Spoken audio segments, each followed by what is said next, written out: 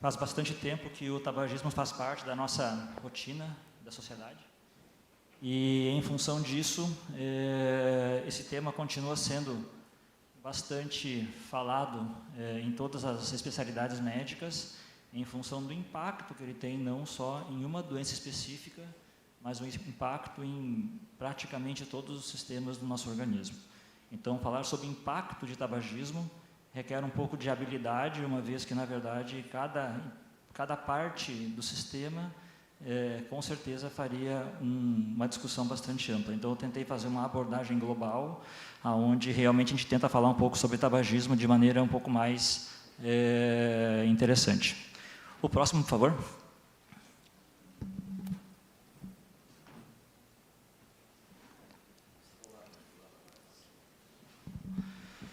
Por favor, o próximo.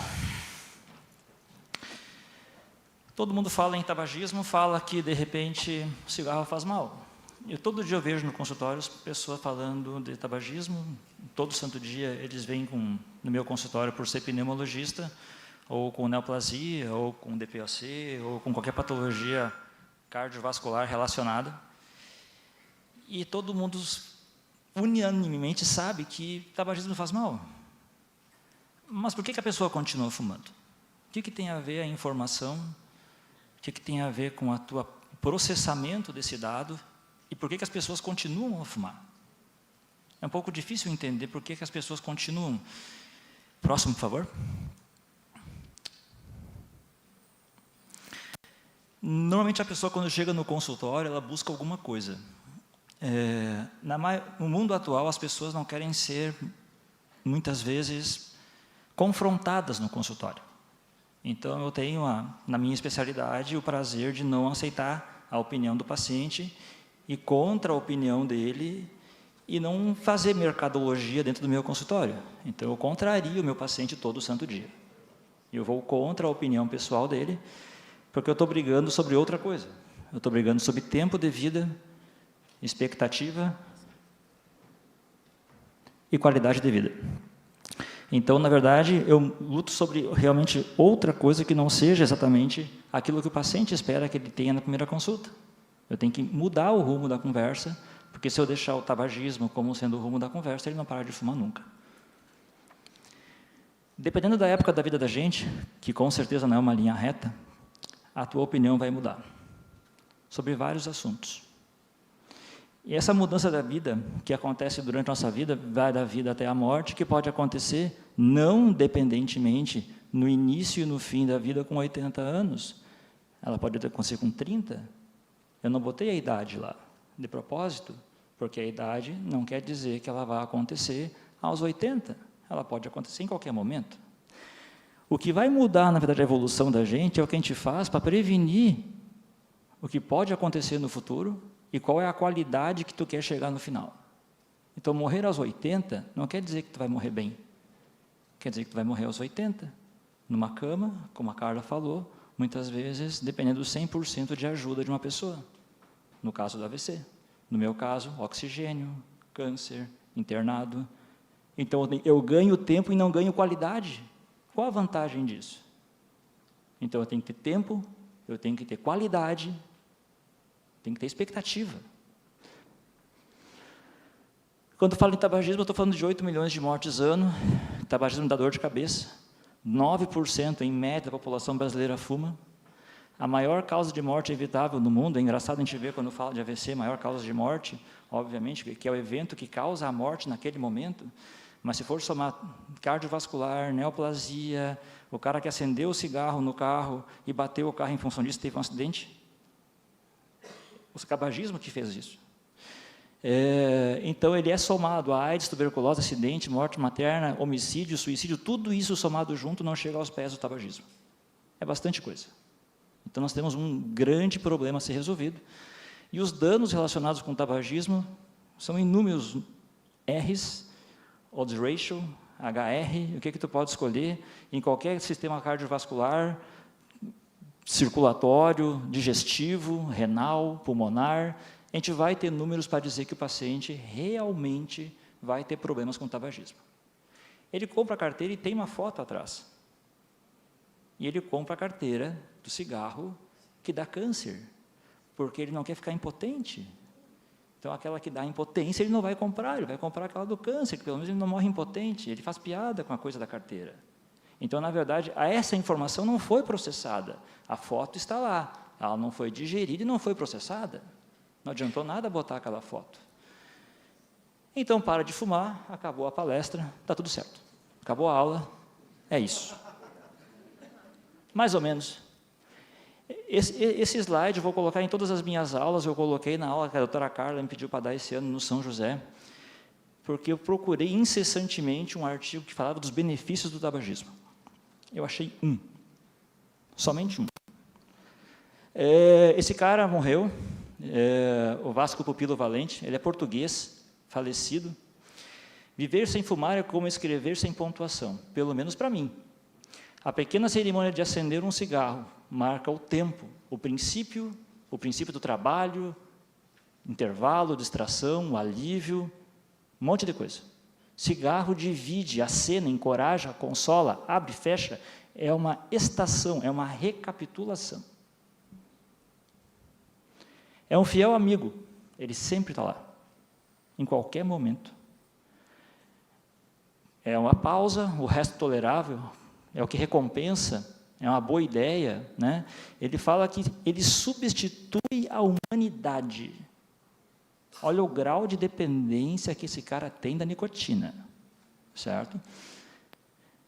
E não me obrigue a fazer analogias, mas principalmente fumar serve para pensar.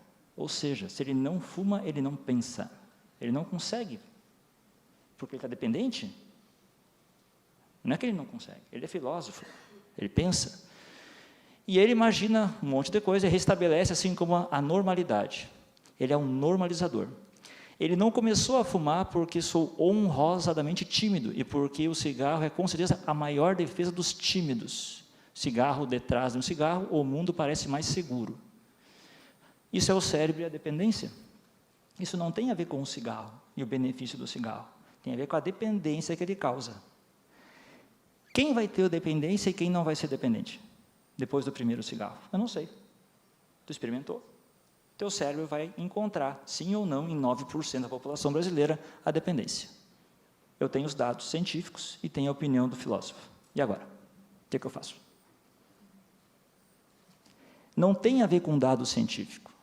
Tem a ver com a coisa que o cigarro causa em função da dependência que a nicotina causa e dos mecanismos de prazer que ele causa. Então, só a ciência não explica tudo. É um pouco diferente. Vou passar rapidamente. São 200 milhões de pessoas, né? 8 bilhões no mundo. Tudo começou, o pointerzinho, eu não descobri qual é que é. Aqui. Tudo começou com esse cara aqui, certo? Esse cara aqui, ele é considerado dentro da pneumologia, todo mundo já ouviu falar de um whiskyzinho bem legal, chamado Buchanan e o Duke, e esse James Bronsack, ele é um americano, um engenheiro que inventou, na verdade, a máquina de enrolar cigarro. Até 1870 o cigarro era branco, igual a hoje, só que ele era feito manualmente.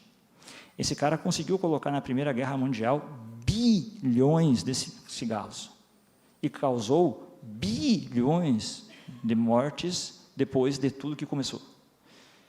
Com certeza, o tabagismo hoje, né, pensando que até no século passado tinham 110 milhões de mortes na Primeira Guerra Mundial e no século XX morreram 120 milhões de pessoas relacionadas com todas as patologias que o tabagismo causa. Para nossa surpresa, não muito boa, século XXI tem morrido entre 6 e 8 milhões por ano relacionados com o tabagismo. Façam a conta. Em 6 anos, vão ser de novo 120 milhões. É muita gente. Com doenças tabaco-relacionadas. Não estou falando de cardiovascular. Falando de qualquer patologia relacionada com o tabagismo que pode causar algum evento fatal. No nosso projeto Brasil, em relação ao tabagismo, a gente vinha muito bem, né? E nós estamos muito bem comparado com o resto do mundo, onde tem em torno de 9% a 10%, e os últimos dados que nós temos do INCA colocam em torno de 9,1%, a gente subiu um pouquinho aqui, né? Isso aqui é a média geral populacional, mas em torno de 10%. Essa é a nossa média populacional de tabagismo para nós. Dados do Circulation, saiu faz 2 semanas esse artigo aqui, 3 semanas, né, em relação ao tabagismo e o que está acontecendo entre os jovens. Qualquer tipo de tabaco entre os jovens está em curva de ascendência e ascendência muito rápida. Média populacional geral, igual. Média populacional entre os jovens, crescendo. E crescendo em qualquer tipo de índice, em qualquer tipo de tabagismo. A gente tem muitos eventos, obviamente, que causaram um pouco de problema. Pandemia foi um deles, reclusão, todo mundo em casa, né? Isso aumentou, na verdade, com certeza, o tabagismo.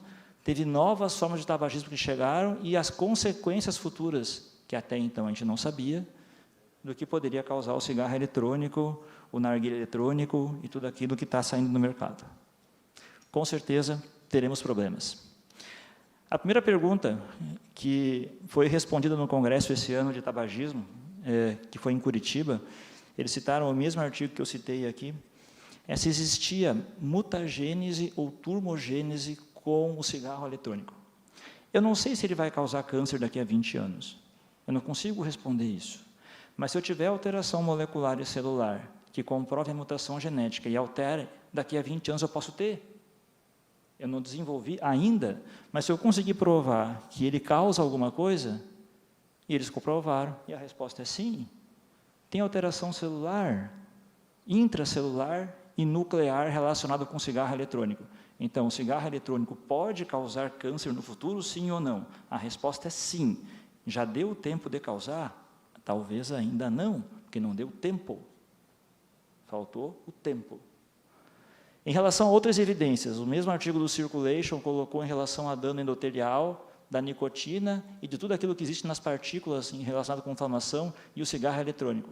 Existe dano endotelial e pró-coagulação relacionada com o tabagismo eletrônico, sim ou não? Resposta, sim, existe. Ou seja, eu tenho dano endotelial. Se eu tenho dano endotelial, eu posso ter eventos secundários. Mais do que provado, hipertensão pós-cigarro eletrônico.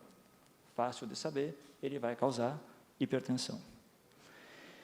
Em relação ao sistema respiratório, tudo estava indo muito bem, só com cigarro eletrônico, até que o pessoal resolveu fazer o baseado eletrônico.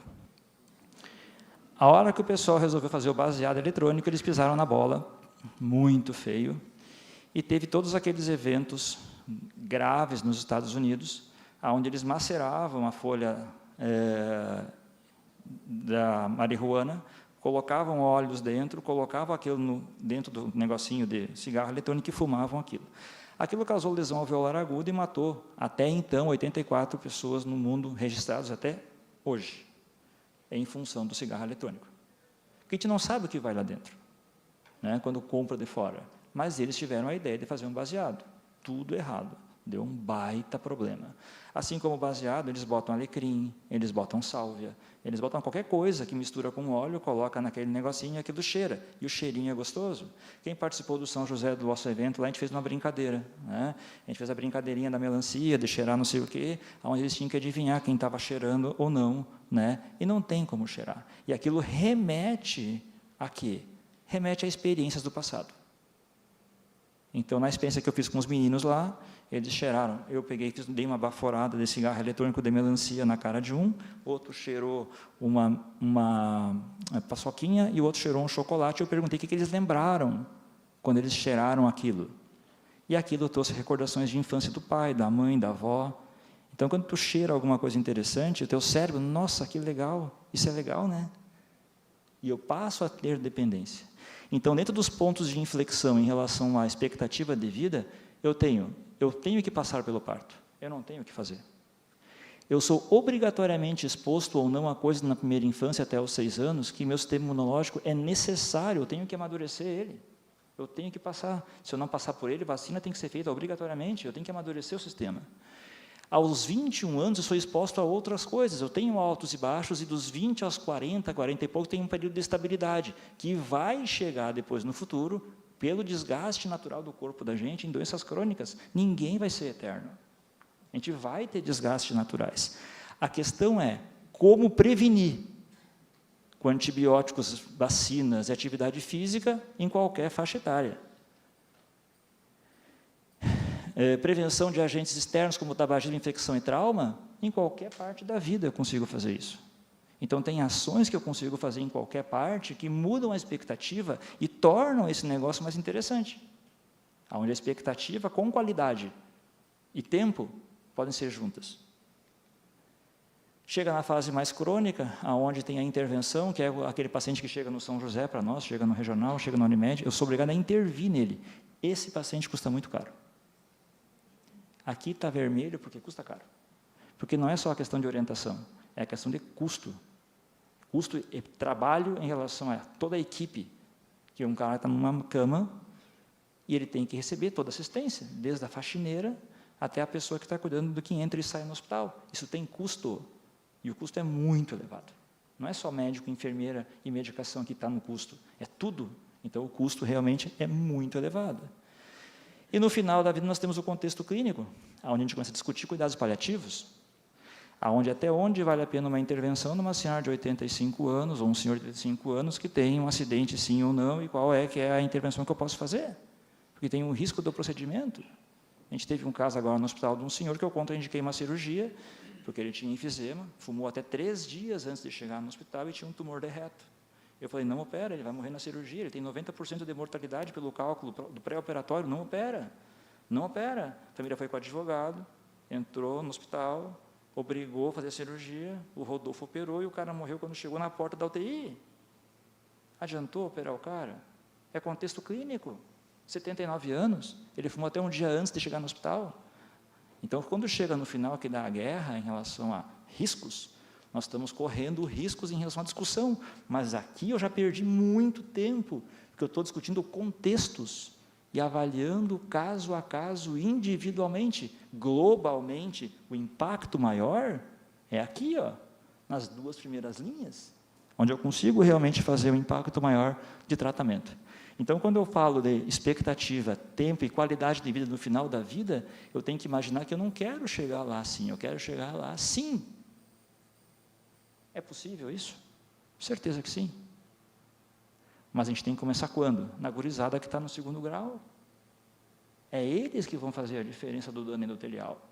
É lá atrás. Então, o tabagismo entra numa coisa que realmente vai mudar a evolução dele para o resto da vida, assim como a atividade física. Então, eu pratico meu esporte 3 ou 4 vezes por semana, eu tenho meu peso ideal, amanhã eu saio da bicicleta, eu vou viajar bastante, pedalar um monte. Né? Por quê? Porque eu quero chegar lá, eu quero ver o que vai acontecer lá, eu quero estar presente, e para estar presente, eu tenho que aplicar isso, e eu não posso falar para o meu paciente tendo outra coisa a não ser não fumar, não praticando esporte, não sendo do peso ideal, eu tenho que ser assim, porque eu sou o exemplo para ele, então eu não posso fazer isso diferente. Esse ano, na universidade, eu botei essa foto sozinha e perguntei para os meninos da universidade, e aí? Chegou na noite, gata, né? Bonitona, né? Oh, ela vai chegar para ti, e aí, vamos? Só se tu fumar. Eu fumo. Se tu pegar o cigarro, vamos. Vamos ou não vamos? Qual a chance, tem um estudo sobre isso, qual a chance de um adolescente ou adulto jovem falar não? Ele tem que falar não. Estudo americano, bem legal. Fora isso, tem coisas coloridas, né? Não faz mal, cara, é frutinha, passa na água. Está tudo na água, não faz nada. Certo? Oswaldo Cruz, pesquisa, cigarro eletrônico adolescente, 5,9 vezes maior chance dele desenvolver o cigarro comum. Ou seja, o cigarro eletrônico ele foi inventado por um motivo, para a abstinência em relação ao cigarro, e de ser um tratamento com a nicotina. Ele foi inventado para isso. Problema, ele foi corrompido. Demora 3 segundos para a absorção da mucosa oral para chegar no cérebro. Demora 5 segundos para injetar algo na veia e chegar no cérebro. É mais rápido fumar do que injetar na veia. Então, o paciente acaba, muitas vezes, tendo um alívio imediato quando ele fuma um cigarro, da sensação de fissura. Eu quero, eu quero, eu quero, eu quero. É o cérebro pedindo aquilo. Então, ele tem que ter um alívio imediato. E o cigarro eletrônico veio para isso, para curar a fissura, para o cara não fumar outras coisas. Então, a ideia foi boa, mas não funcionou. Estudo brasileiro mostrou que, capital, 7,4%, 8,5% e aumentando ligeiramente para 19%. No curso de medicina da universidade, pesquisa sem publicação, em torno de 70% dos estudantes de medicina já provaram cigarro eletrônico. 30% não provou. A maioria provou. Pega ou não pega? Somente 44% das pessoas se sentem seguros em recusar o cigarrinho da moça. 56% pega. Ou seja, os amigos na festa, uma dose de uísque, sonzinho alto, mulher gata, ou menino gato, tanto faz, vai para os dois lados, obviamente, e pegou, provou, gostou, o cérebro, nossa, que troço legal, gostei disso, ferrou, já era, eu sou dependente. Todo o conhecimento em relação à mortalidade, tempo de vida, expectativa de vida, tudo foi para o espaço, no nosso desvio padrão. Nosso desvio padrão provocou esse negócio. Então, a exposição em relação ao vício, à dependência, é diária. Como interferir positivamente nisso? Então, a dependência em relação à questão de prazer, ela consiste no aumento de dopamina, novamente, que é um neurotransmissor que dá prazer. Não adianta falar para o tabagista no consultório, doutor, toma esse remédio aqui, você vai parar de fumar. Não existe isso. Tu tem que substituir um prazer que o tabagismo causa com outra coisa. Tem que ter uma substituição. Ele quer algo, o teu cérebro quer alguma coisa. Ele aprende, aprendizado associativo, e tem condicionamento, e tem recompensa. Então, o teu cérebro aprendeu, fumar é bom. Mudança de estilo de vida. Infelizmente, não existe outra coisa. Tu tem que ensinar o teu cérebro que tem outras coisas que dão prazer, que não são só o cigarro. E tu vai ter que ensinar o teu paciente todos os dias. Ele não para na primeira consulta, ele não para na segunda consulta, mas ele fuma há 40 anos, ele pode demorar 1 ano para parar de fumar. Então, ele não para comigo em uma consulta, ele para comigo de fumar. Quando? Não sei, vamos lá. 1 dia, 2 dias, 3 dias, 4 dias, e aí tu vai, individualmente, caso a caso, pegando cada paciente. Vacinas, aumentando o tempo de vida, expectativa de vida, obviamente, totalmente a favor. Tecnologias, a gente tem muita tecnologia, mas quando chega aqui, chega a questão do custo. Então, não adianta fumar e ter esse monte de tecnologia. Nós temos que parar antes. Então, acessar a tecnologia quando tem problema. Na medicina, pelo menos na pneumologia, está surgindo muito esses negócios das características, dos traits, que é identificar em cada paciente a característica dele que eu consigo ver que, naquele caso, eu consigo tratar melhor. É individualizar o paciente para cada coisinha que ele tem. É tabagismo? O que causa dependência, por que ele fuma? Onde é que ele está? Então, eu tenho que identificar em cada coisa o que está desencadeando nele, para eu ajudar ele a melhorar aquilo, para ele conseguir parar de fumar. Então, é trabalhoso. Individualmente, para cada um, não tem bolo. Bupropiona e nicotina, todo mundo está igual. Esquece. Não vai funcionar, vai dar errado. Então, eu tenho que identificar individualmente o que tem na cabeça desse cara para conseguir desmistificar o que ele pensa, para conseguir parar de fumar. É bem trabalhoso. Então, finalizando, apesar de usar, aprenda a usar o poder do convencimento, baseado no seu conhecimento. O médico não pode mais falar de odds ratio no consultório. Ele tem que convencer que aquele odds ratio é aplicado na prática. E o paciente não entende isso. Ele tem que entender que aquilo faz diferença. Aí vem o poder do convencimento da palavra, para conseguir convencer o paciente a fazer algo que você quer que ele faça. Então, é convencimento, não só conhecimento. Para de fumar e viver melhor, obviamente. Eu agradeço a aula e a oportunidade. O tabagismo é complexo, eu não quis falar de temas específicos, quis dar uma abordagem global para entender como se aborda o tabagismo atualmente e esses traits, que são essas características individuais, com certeza é o caminho para conseguir identificar entre cada paciente aonde tu vai conseguir pescar ele e falar, parei, aqui é o meu problema. Se tu não identificar no paciente, tu não consegue. Obrigado pelo convite, Carla e Alexandre, e uma boa aula para todos aí. Obrigado.